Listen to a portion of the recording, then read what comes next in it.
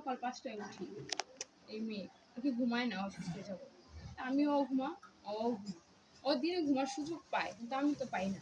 বাচ্চা আমার কাছে থাকে, কারণ বাচ্চারা কিন্তু আমার কাছে থাকে। হ্যাঁ, ও দিনে ঘুমাইলে ওর ধারে পাশেও যাওয়া যায় না। আমার রুম 3টা, আমি অন্য রুমে যাই খেলাধুলা করতে বাচ্চা নিয়ে। রাতের 3টায় আসছি, আসার পরে ও বললো আমাকে ডাক দিচ্ছে, আমি নাকি গালাগালি করছি। একদমই মিথ্যা কথা। আমি কেন, ঘুমের মানুষ, ওকে কেন আমি বাপ মা তুলে গালিগালাজ করবো? আমার সাথে তো ওর ঝগড়া লাগে নাই যে আমি ওর সাথে গালাগালি করবো। ঘুমের তো উঠে আমার ডাক দিল, আমি গালিগালাজ করবো, এটা কোনো যুক্তি হইলো? আচ্ছা, পরে আমি ওই রাগ কইরা থাপ্পড় দিছে। আমি ঘুমের মধ্যে কোন সময় ওই রুমে গেছি আমি কইতে পারি না।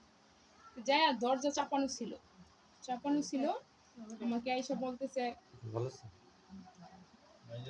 আমাকে দরজাটা টোকা দিচ্ছে।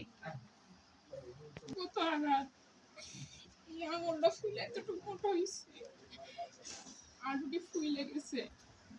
পরে আমি আবার শুয়ে শুয়ে কইতেছি, এত আঘাত করার যদি আমাকে কেউ একদম মাইরা লাইতো তাও তো হইতো, আমার তো কেউ চলতেছে না। দি এটা কেন বললাম, বডি নিয়ে আসছে, আইসা নিয়ে আমার সামনে রাখছে, আর আরেকটা কথা কবি আর কেউ নাই, জব করলাম কিন্তু তরে।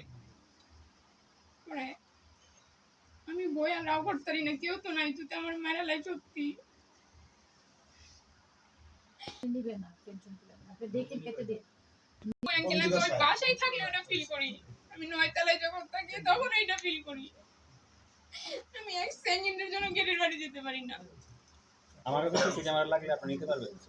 ওর পারছেনও না। আচ্ছা আচ্ছা, ওর বাপ মার কথাও বেশি না আছে। শুনেন, আমি বলি একটু কথা।